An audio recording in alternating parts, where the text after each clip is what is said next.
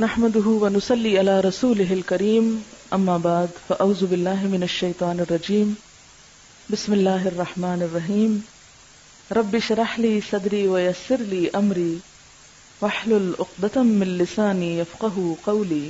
محرم اللہ کا مہینہ ہے، ہجری سال کا پہلا مہینہ، اور یہ حرمت والے مہینوں میں سے سب سے آخری مہینہ ہے، یعنی 3 جو پے در پے مہینے ہیں ان میں سے آخری مہینہ ہے۔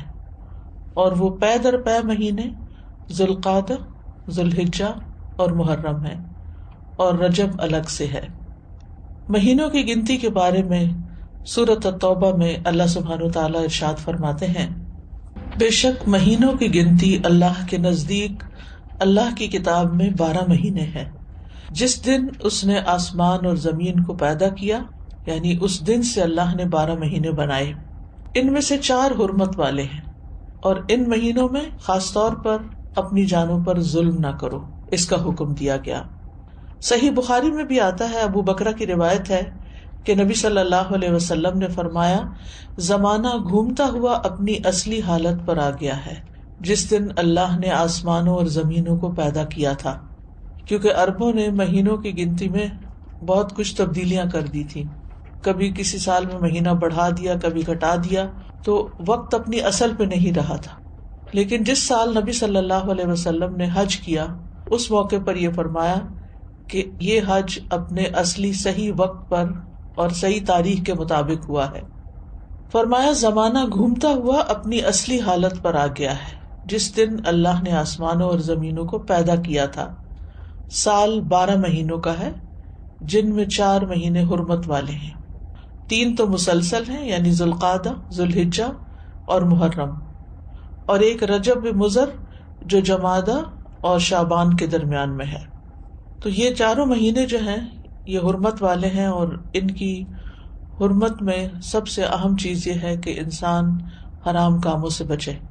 ویسے تو انسان کو پوری زندگی ہی غلط کاموں سے بچنا چاہیے، لیکن اللہ سبحانہ وتعالیٰ نے ہماری یاد دہانی کے لیے، ہمیں شوق دلانے کے لیے بعض مہینوں کو بعض پر فضیلت بخشی ہے، اور پھر ان میں خاص کام کرنے کو کہا ہے، جیسے رمضان میں روزے رکھنے کا حکم ہے، ذوالحجہ میں حج کرنے کا حکم ہے۔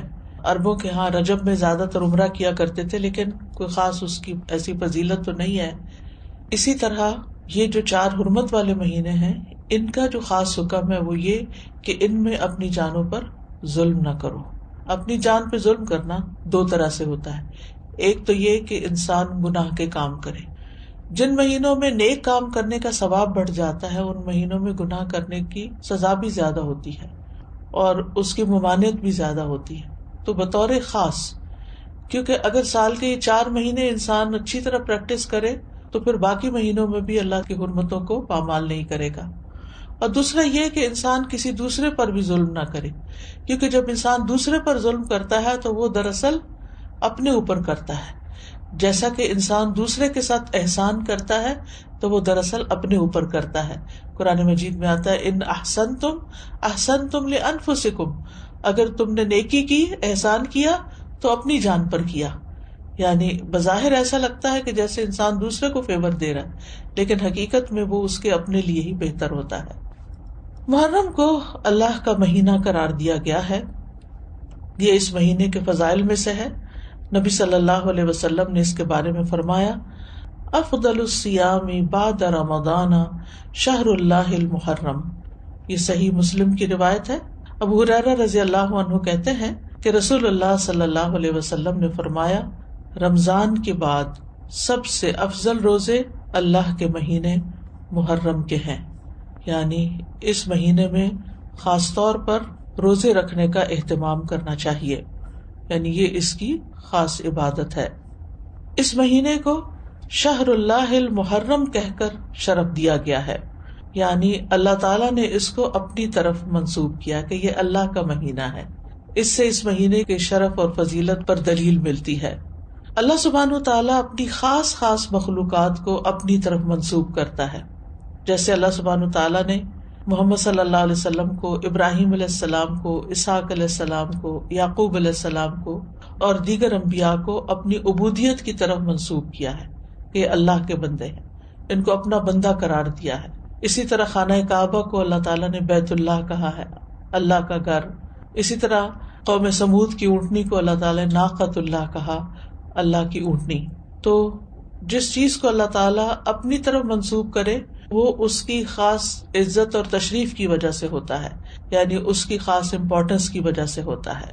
اگرچہ حرمت والے مہینے 4 ہیں، لیکن ان چاروں میں سے پھر افضل جو ہے وہ محرم ہے. حسن بصری رحمت اللہ علیہ کہتے ہیں کہ حرمت کے مہینوں میں سے بھی سب سے افضل مہینہ محرم کا ہے. اگر دیکھا جائے تو سال کا آغاز اور اختتام دونوں ہی حرمت والے مہینوں سے ہوتے ہیں. حسن بصری کہتے ہیں کہ اللہ نے سال کو حرمت والے مہینے سے شروع کیا، یعنی محرم سے شروع کیا، اور سال کا اختتام بھی حرمت والے مہینے کے ساتھ کیا، یعنی ذوالحجہ کے ساتھ. اور پھر اللہ کے نزدیک ہجری سال میں رمضان کے بعد محرم سے زیادہ اور کوئی مہینہ عظمت والا نہیں. تو اس سے آپ اندازہ لگا سکتے ہیں کہ اس مہینے کی کتنی فضیلت ہے. اور محرم میں سے بھی پہلے 10 دن زیادہ فضیلت کے ہیں. سلف صالحین 3 اشروں کی تعظیم کیا کرتے تھے. ابو عثمان نہدی رحمہ اللہ کہتے ہیں کہ سلف صالحین 3 اشروں کی تعظیم کرتے تھے: رمضان کے آخری 10 دن، ذوالحجہ کے پہلے 10 دن اور ماہ محرم کے پہلے 10 دن. یعنی یہ 3 جیسے دھاکے جن کو کہتے ہیں، یعنی 10 دن پر مشتمل دن، یہ باقی دنوں کی نسبت زیادہ اہمیت کے حامل ہیں. حرمت والے مہینوں میں خاص طور پر ظلم کی ممانعت ہے. اللہ سبحانہ وتعالیٰ نے ان مہینوں میں جان پر ظلم کرنے سے منع کیا، فرمایا فَلَا تَظْلِمُوا فِيهِنَّ أَنفُسَكُمْ. لہٰذا ان مہینوں میں خاص طور پر اس چیز کا اہتمام کرنا ضروری ہے، یعنی حرمت والے مہینوں میں ظلم کی سنگینی کا ذکر ہے.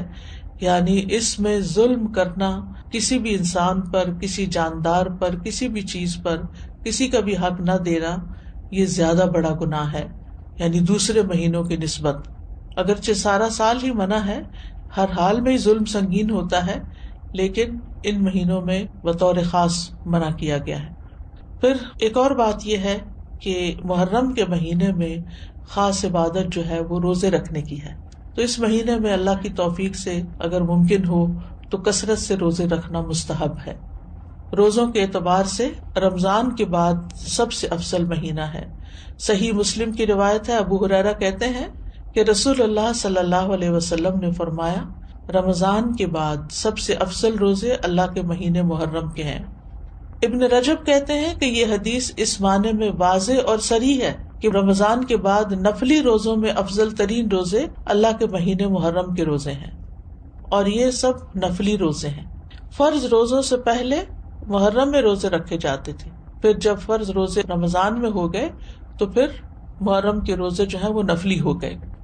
نبی صلی اللہ علیہ وسلم صرف شعبان میں کثرت سے روزے رکھتے تھے. عائشہ رضی اللہ تعالی عنہا روایت کرتی ہیں کہ نبی صلی اللہ علیہ وسلم شعبان کے مہینے سے زیادہ کسی اور مہینے میں نفلی روزے نہیں رکھتے تھے. مطلب آپ نے محرم کا سارا مہینہ روزے نہیں رکھے یا شعبان سے زیادہ نہیں رکھے. اسی طرح صحیح بخاری کی روایت ہے، ابن عباس کہتے ہیں نبی صلی اللہ علیہ وسلم نے رمضان کے سوا کبھی پورا 1 مہینہ روزے نہیں رکھے. تو اگرچہ اس مہینے کے روزے افضل ہیں، لیکن پورا مہینہ رکھنے کی ضرورت نہیں ہے. آپ روزے رکھتے حتیٰ کہ کہنے والا کہتا واللہ آپ کبھی افطار نہیں کریں گے، یعنی مسلسل رکھتے چلے جاتے تھے.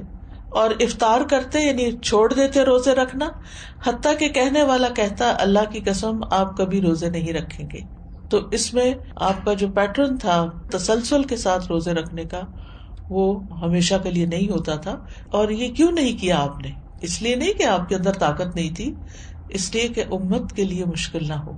کیونکہ امت میں بہت سارے لوگ ایسے ہوتے ہیں جو نبی صلی اللہ علیہ وسلم کی ہر بات کو کاپی کرنا چاہتے ہیں، ہر سنت کی پیروی کرنا چاہتے ہیں، تو پھر یہ چیز مشکل ہو جاتی.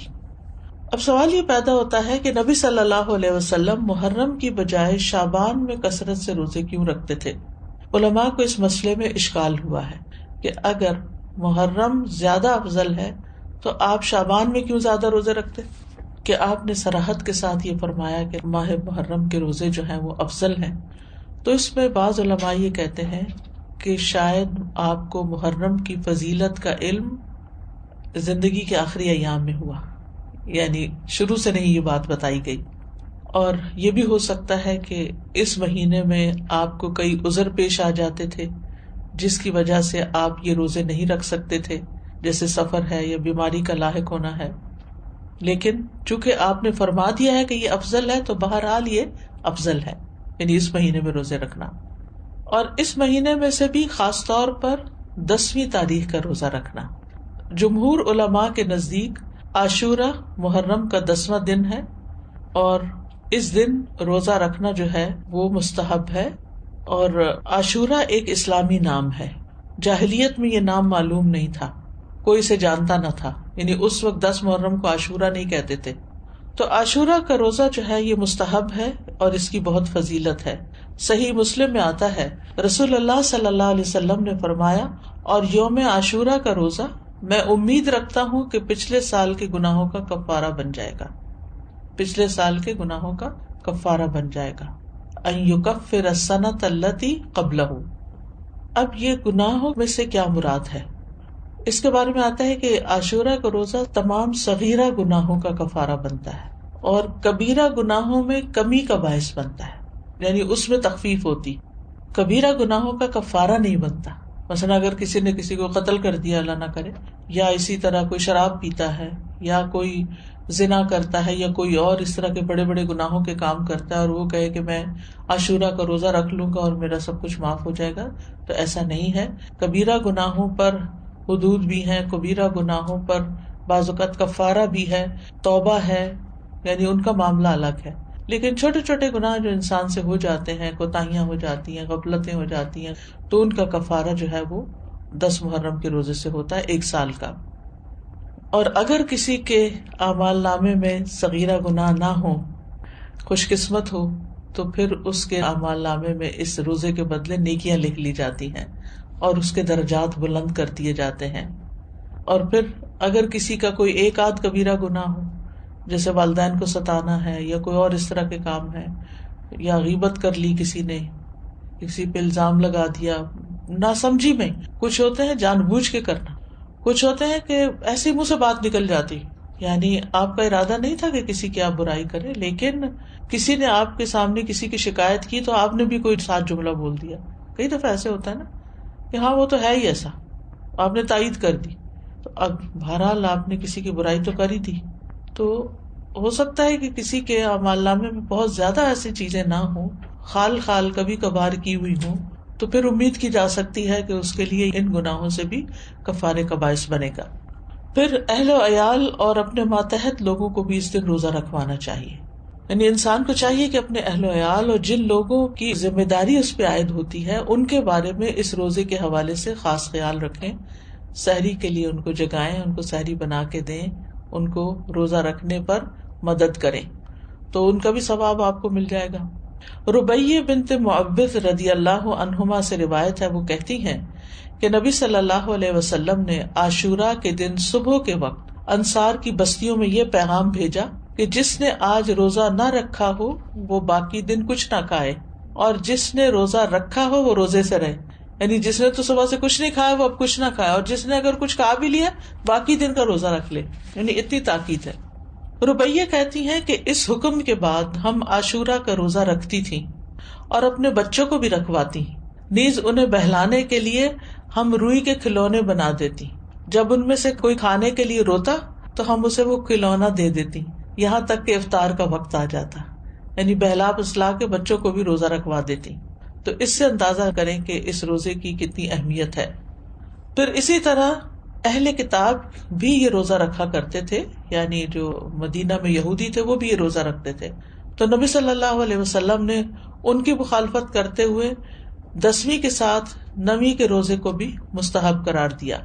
صحیح مسلم میں ہے، عبداللہ بن عباس کہتے ہیں کہ جب رسول اللہ صلی اللہ علیہ وسلم نے یوم عاشورہ کا روزہ رکھا اور اس دن روزہ رکھنے کا حکم دیا تو صحابہ نے عرض کی، اللہ کے رسول، یہی دن ہے جس کی یہود و نصارہ تعظیم کرتے ہیں، یعنی ان کے نزدیک بھی یہ دن بڑا امپورٹنٹ ہے.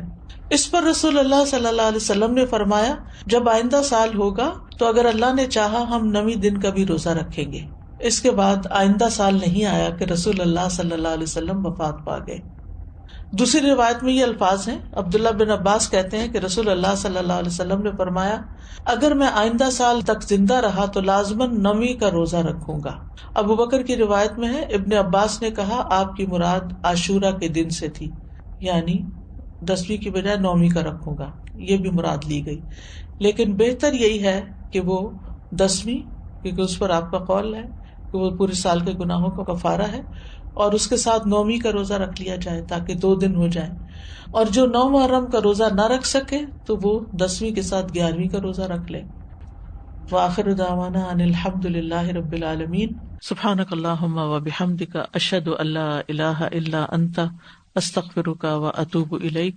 السلام علیکم ورحمۃ اللہ اللہ وبرکاتہ۔ اکبر اللہ اکبر وللہ الحمد، اللہ اکبر اللہ اکبر اللہ اکبر۔